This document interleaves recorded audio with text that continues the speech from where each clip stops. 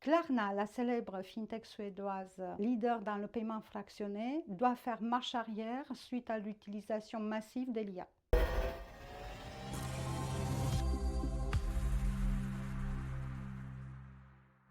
Pensant de faire des grandes économies et en remplaçant 700 employés pour une économie de 40 millions de dollars à l'année, ils ont obtenu des résultats assez négatifs sur leurs services clients. Ce qui s'est passé réellement, c'est que l'intégration de l'IA d'une manière industrielle pour servir le service après-vente client plus la gestion des réclamations et des incidents a apporté une insatisfaction totale de la part du client. Ce qui a été constaté, c'est que l'IA n'a pas l'empathie d'un humain. Elle a fourni aussi des réponses erronées.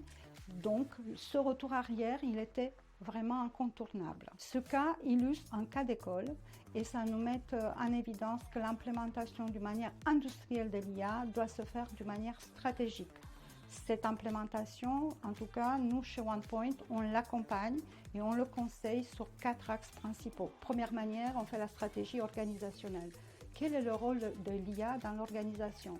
Est-ce qu'elle a un rôle complet? Est-ce qu'elle a un rôle partiel? Dans le cadre des processus, pas tous les processus sont éligibles à une automatisation massive où l'IA doit apporter toute sa puissance. Donc, troisième élément, c'est bien sûr tous les aspects d'impact technologique. On ne prend pas une technologie telle que l'IA à la légère. Il faut étudier quels sont les impacts, comment elle s'intègre dans son système d'information. C'est un élément très important.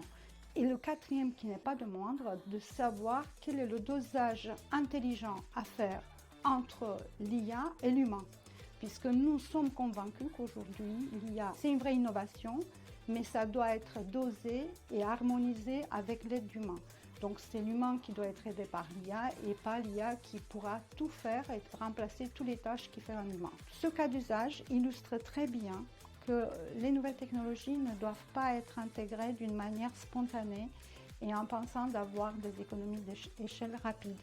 Elles doivent faire partie d'une stratégie de la boîte et il faut que la technologie accompagne et supporte et qui ne remplace pas dans ce cas-là qui est l'IA généralisée.